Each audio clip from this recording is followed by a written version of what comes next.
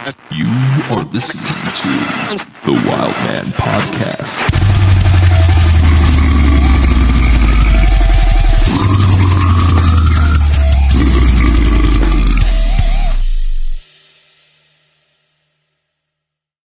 Hi, I'm Jacob from Wild Man Podcast, and I'm with Oceano. If you guys care to introduce yourselves. Woo! What up? I'm Adam. I do vocals for Oceano. And I'm Chris, and I play bass. All right, I appreciate you guys doing this. How does it feel touring off an album that came out 15 years ago that is one of the pillars of deathcore? When you say it like that, that sounds cool. I guess we'll see. This is the first day, so far I'm liking the vibes. We were just talking about it earlier off the live, but it's cool. It feels like this will be a concentration of the people that I've wanted to cater to the entire time, which is the true people that like the band, whether they just enjoy it for the music or they fuck with my lyrics or all of the above. I think it's gonna be a cool occasion. I'm excited more or less because like over the last at least 10 plus years I've been touring with Oceano, we've always at least played like one or two of these songs off depths here and there and switched it up over time. So to be able to play that front to back for the first time, I think is going to be really, I'm stoked for it. And some of these songs too that Oceano's just never played ever live. Yeah.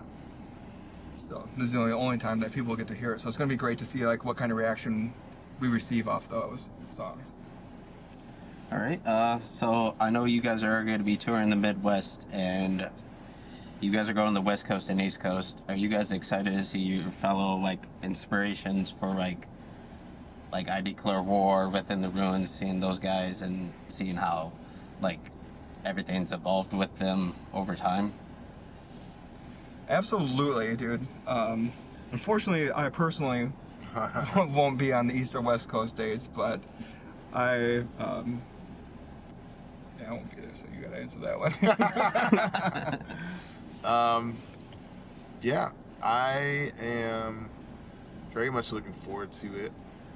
We picked them specifically, and we've been trying, especially with I Declare War, we were trying to make something work with them for a minute, but it's just schedules and stuff. So in a nutshell, I'm definitely looking forward to it as a fan of those bands, and I like when you can be a part of history and like, you know, I Declare War just doesn't do everything, so it's cool to just be I guess have enough influence or enough connect and like friendship with those guys, like, hey, we're doing something special, I want you to come out. There really wasn't much, you know, debating. It wasn't over folks like, the arguing about who's playing on what spot, the money, all the like industry shit, like that wasn't really an issue. It was pretty much just a couple texts to start, and then it was like, all right, let our management, let our team figure out the rest. But it was mostly just like really just like hitting up your friends. You want to play a show on Friday? Like, yeah. It was just pretty straightforward and easy.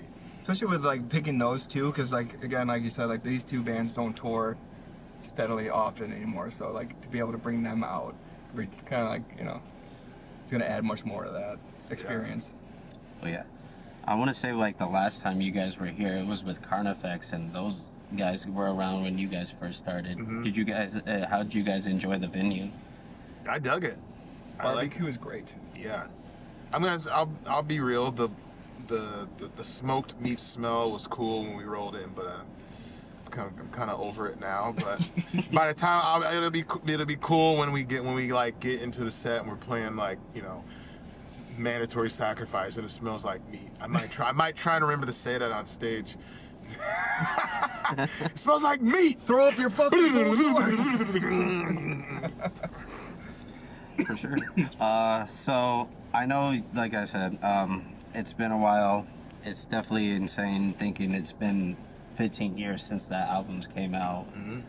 Do you think like overall, like with you guys have changed over the time, like thinking mentally, like can't believe it's been 15 years already?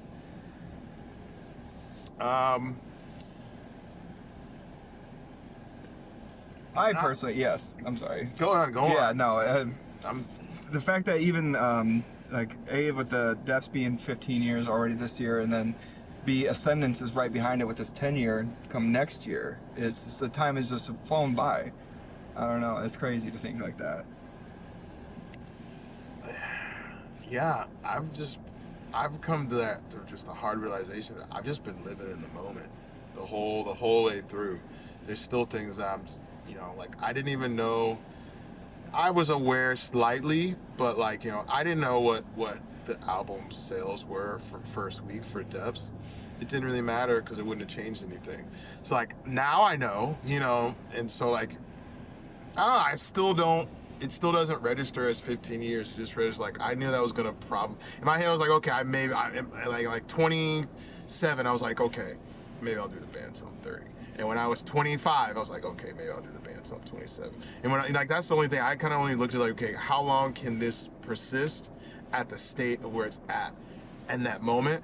And sometimes it was slow, sometimes it was fast, but things did get gradually better over time, where it just extended my idea of how long I could see myself doing it, to where now it's like, okay, the first album I did is 15 years ago, and there's actually people coming out to see us play only those songs, and it's not like a little bit of people, it's a good amount of people, like, so now it's reflecting on that. It's like, guess I'm here doing it until literally there's only one person that wants to come out, and it's not affordable anymore. So I don't look at it in the years. I look at it more so by album.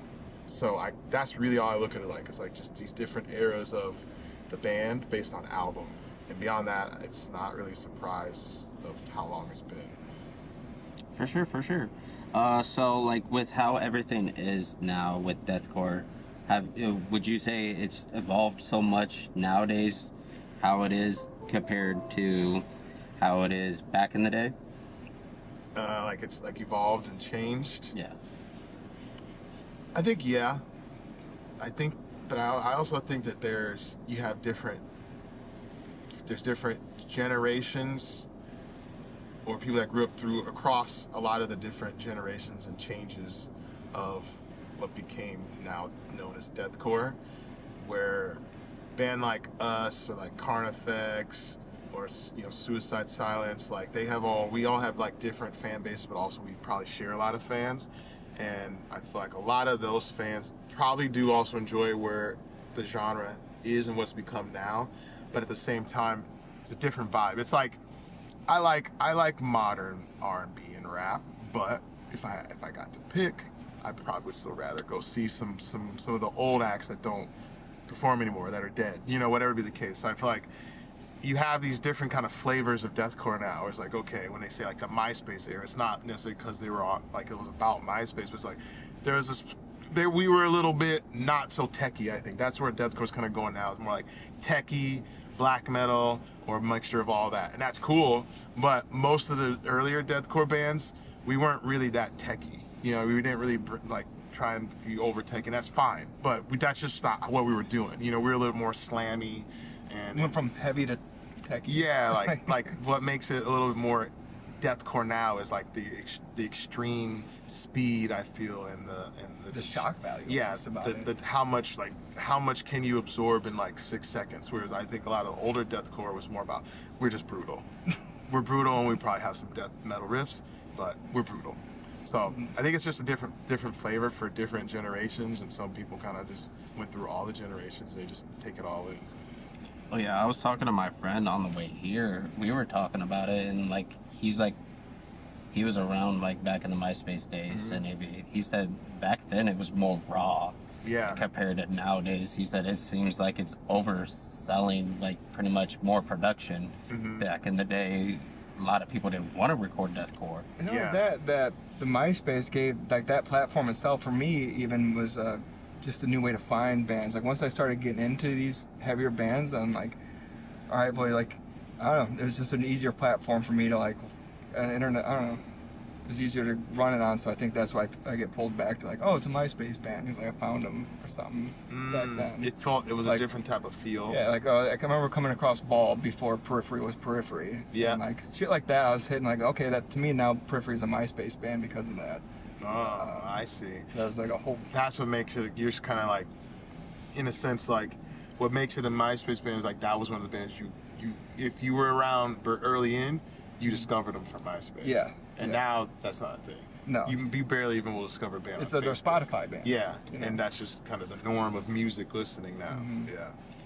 Yeah, that's like how I feel like back in the day. You used to have to add bands on like MySpace, and that was absolutely insane. Now you just gotta hit follow, Yeah. and like either like their stuff and everything. And back in the day, it was more like you added the band, you gotta actually like send them a message and actually get to talk to one of the members or Yeah. like all of them. And nowadays, like it's kind of like more conservative in my opinion. Like I get it, like everybody has a personal life, I get it. But like nowadays, it just seems like when you like, some fans are just like, I want to talk to the people, and it's harder now because a lot of them are more secluded in their private life than back in the day. Like you could just like message the band page and actually get a response. Yeah. Nowadays, you get a generated message saying, "Thanks for the message. We'll get back to you as soon as we can." And that's like, then you've seen like, oh, evidently they're busy or they just don't care. And Yeah, more of the community. And I will say, Oceano does have an automated message, I think, or someone that will often reply on the Facebook. But I promise you, if you hit me up on mine, I will often try and reply. So just, we got that. But Facebook, I'm not trying to be on there. So sorry if you got an automated message on Facebook. Yeah, not trying to be on Facebook. Yeah, like In the comments, though, I will be in the comments. it's definitely like a very surreal moment. Like you get those badges now too as well. It's Yeah, just yeah. Like, what? Where did this come from? And I never understood Top that. fan badges Yeah. on Facebook, yeah. But I kind of like it. It at least kind of, it definitely like, okay, I'm not gonna ignore that comment. Let me say hi to them. This shitty comment, but this person, oh, they definitely love us. All right, let me say hi to them. But yeah, like this, I'm glad you guys let me do this because this place is like home to me. Yeah. Because I grew up in Iowa for 29 years and like I was a kid going to Iowa for the hospital up here, and like I felt like Iowa City's the home base for me. Yeah. Because and then like a year ago, in August was my very first in-person interview. It was with Kyle from Body Snatcher. Nice. So like doing this is like full circle for me. Yeah. And it's just like absolutely insane. Like I told my buddies, like I never thought like where this was gonna go. Like they asked me if I can like introduce them to some of my buds that I've met over the time. Like I'm like I probably not. Yeah, probably. Hell no, man. You ain't not. And then like one of my friends, like we went to see Left to Suffer, and those boys are killing it right now. And like Peter came outside, he's like, "Hey, you go through the side door, you don't go through the front door." I'm just like, wow, that's insane. And like, it's called Wildwood for the Wild Man. believe it or not, Wild Man came from my dad. Really? Yeah, when I was 19, I lost my dad, and that's where that came from. That's like, cool. My Took dad's on his nickname. yeah. Yeah, that's sick. He was a big metalhead. He's seen Metallica like 26 times. Holy cow. And like my dad was all like this, like his quote when he started driving was "Let's rock and roll," Yeah. and I'm just like, this old man just loves his metal. And I was like I would show him like, I think I've showed him a song before he passed of you guys, and he was just like this. I don't understand that shit. He's like, I was like this. Grandma used to call your stuff the devil music. Yeah. And he's like this. Well, I'm not calling that the devil's music. He's like, I just don't know that. But my dad was very supportive of deathcore, and like my dad had like MySpace era shirts and stuff. Like Really? That's sick. it was crazy. Like my dad had early shirts, and like but when he died, I never found them. Like my aunt like donated them to Goodwill, No. Well, you might see somebody wearing it out there. and I'm just like, oh, this asshole. But like deathcore has definitely changed him a lot, and I really appreciate you. Like when I heard this tour got announced, I was like, I'm gonna probably go to that because that's one of the biggest albums that came out in '09.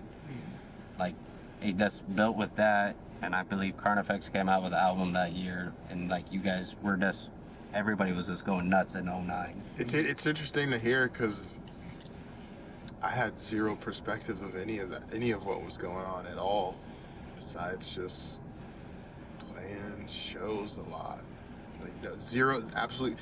Like probably the only perspective that I would have on it is to like be like, okay, like your band can do something, beyond like local is like what is it, like El Corazon? VFW. Oh, Yeah, Elk Grove? Is that what it is? Yeah. Elk Grove VFW shows. Yeah. That's like it, because I was like, okay, you know, but it was always the same people, you know, like Yeah. we're playing, you know, we play like Jerome, Dial, and you know, pretty much that was mostly the bands we played with at the time. But like that was like the closest thing to be like, okay, this is like, this can go somewhere. Like everybody's friend is here, and it's like every time. You know, it's not like they just came over to support you. Like it was just building. And then we like go to Kenosha, packed. You know, like beyond that though, going out of state was not really like popping off. That's where we had to like grind, you know, like that's where we had to like stay consistent enough to get those returning fans. Like a lot of the time we would be playing to like small crowds and stuff. You like went to New York, we'd have exceptional shows, but a lot of places would just be like, oh, there's 30 people. You're like, okay, so like I think it kept the egos in check versus what was happening closer to home. So it's always been like from there, all right, did that, now we're getting a tour offer to go open like Thrash and Burn. Not many people knew us on that, you know, like, so it was never like we just kept playing to the same people. And I think for me it made my perspective, it humbled my perspective to not even realize that we do have a whole ass fan base already established. We just kept doing, I think, bigger things for the band that put us in front of new people, and we've never really stopped for a second to be like, hey, maybe we should headline a little bit more. You know, like this is the part where now this year we're headlining pretty much only. So we never took a pause to like actually be like, what is our fan base actually like with the, you know, like we always just were supporting. So now it's cool to see and hear, not like I said, the concentration of all like some of the OGest Oceano fans are all in the same place. Now for me, this is the first time probably in the 15 years I actually have had a full perspective. Like, okay, all that grinding was actually worth it. Okay, whereas like we got to play against, like now it makes sense. But before it was like, all right, yeah, some people like us, some people don't. People shit talk on the internet are louder than the people that seem to like us. But now it's like, okay, concentrated. Now the love is here. I'm happy about it. Oh yeah, for sure. Like this tour and the next one you guys have with Last 10 and Awaken the Providence. Yeah. I'm definitely driving down to like say Missouri for that, because Awaken the Providence, really good dudes. Yeah. And like DeAndre, their guitarist, I think he's one of the only original members left of that project, and like he's absolutely a sweetheart. That's cool. And like when I talked to him about everything, and he's just like, this, bro, you just gotta keep on the grind. He's like, if you want to be real, you gotta keep up on it. He's like, if you don't, you're gonna fail. And I was like, that's a perspective that I've never took. And then he's like this, you can't always want to go for that big fish. He's like, sometimes you gotta go for the small one. And he's like this, have we headlined a tour? No. He's like, would I like to? Yeah. But eventually it happens. You just gotta put in that grind and that work and dedication. And I tell my friend who's a local rapper where I'm from, he's just like this. Last year he was just all negative and everything about, like, he's like, I'm not getting anything. And he's like, I'm not getting the views, the listens. No, we're focused on that. And I was like this, and I was like, bro, you just need to like chill. I was like, if you keep doing what you're doing, eventually someone will notice. Yeah. And now he's touring next month for like a month straight. Nice. And he's like, never thought that was gonna happen. I was like, this because I told you to stop looking at the numbers, because if you look at the numbers, you're gonna get yourself stressed out. Yeah. You can't keep. It's like you can't watch the. If you're trying to get somewhere, you don't want to be watching the clock the whole time. It's just gonna make time go slower. Same thing with like when you're building. You can't be paying attention to the numbers all the time, because you're looking at 3 go to 5, 5 go to 7. What you need to be like, check in on it. Okay. 10 monthly on Spotify. Obviously we want more. We would want more. All right, check back in 6 months later after you put out 10 songs. Surely it's not going to be that it's going to be way higher than that. It's like you can't pay attention to like the incremental growth. You got to look at it from a wider scale than that. Yeah, that's how I look at it. Like, I tell everybody, yeah, I might not have that many followers on my podcast. I'm not really worried about it. I go with the flow. I try my best. I get a hold of the people I need to get a hold of and put my arm out there. Sometimes do I get a negative response? Yeah. But sometimes you get that, like, once in a while, you get that person that's like, yeah, let's give this kid a chance, because it never happens because there's so many podcasts out there now. Mm-hmm. Like, I want to say the Brutality podcast, Yeah. what those guys are doing. I talked to Jan, and we were talking earlier today, and I was telling him, I was like, I got Oceano today. He was all like this, what? He's like, I did a video on them, right? Yeah, I was I like, heard about that. Yeah, how do you feel about that? I didn't watch it, but I think it's cool. I mean, just someone even doing, something like that. It's cool. It shows people care. I mean, I'm assuming it's got decent views on it because someone else brought it up to me. As long as I got the info right. So I'll have to watch it, and if there's anything incorrect, I'll have to maybe do an interview with them or something and set some of it straight. But it seems like it's pretty good from what people say.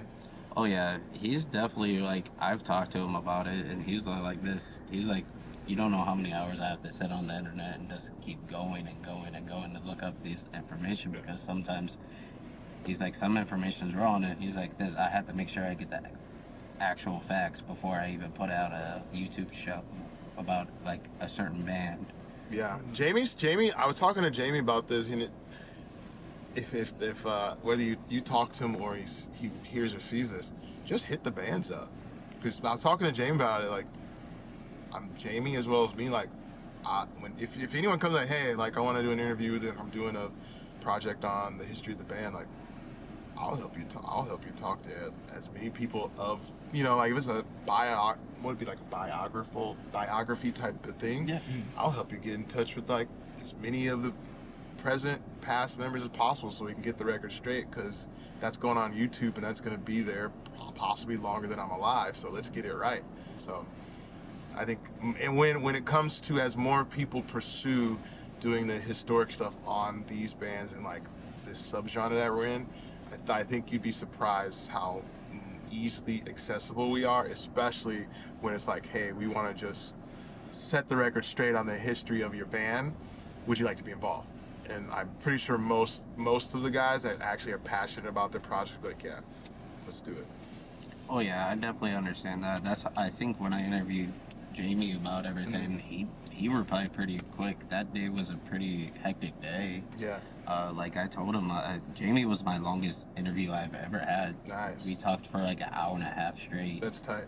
And like I was like, even all sweaty. made me nervous as hell, because I'm just like. Then we were talking, and I was like, after the interview, we like video chatted for a while. He's like, this. It's very humble to see someone actually care about what we did. Yeah. And he's like this. He's like, not a lot of people are doing it anymore. He's like, they think we're retired and old, and now we're decrepit.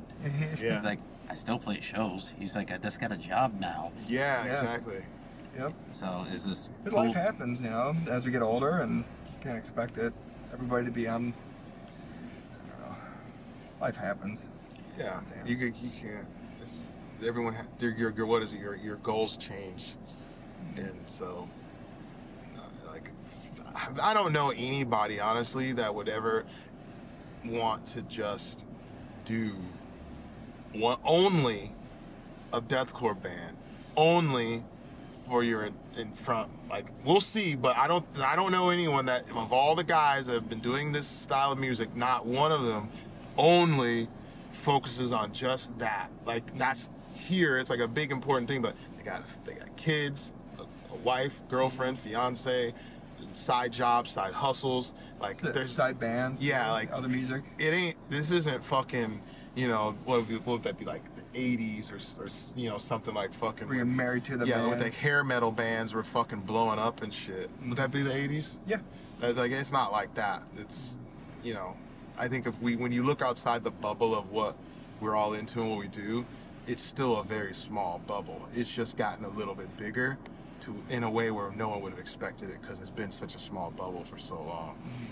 Oh yeah, for sure. Like you said, like, you guys have lives now.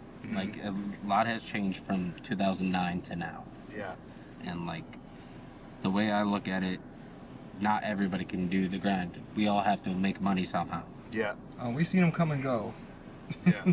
And it's absolutely insane. Like, I tell everybody, would I like to do the podcast full time? Yeah. But no, I have to work a 9-to-5 job. I work at Walmart, for God's sake. Oh, nice. The store or the distribution center? The store. Oh, yeah. It's a nightmare. I'm at the DC. Ooh. Oh, that's great. Oh, lucky. The store's terrible. Walton, hit me up. Is this one of Send those? them out. One Fly of me those out, things? baby. Let's go to Arkansas. It's just crazy just thinking like 9-to-5 jobs are the norm nowadays. You Yeah, have to make man. money. Being like, I was just doing. I like told myself I'm not going to be doing it for long, but I was doing Uber Eats for a minute just to get some spare cash while working in a audio visual warehouse.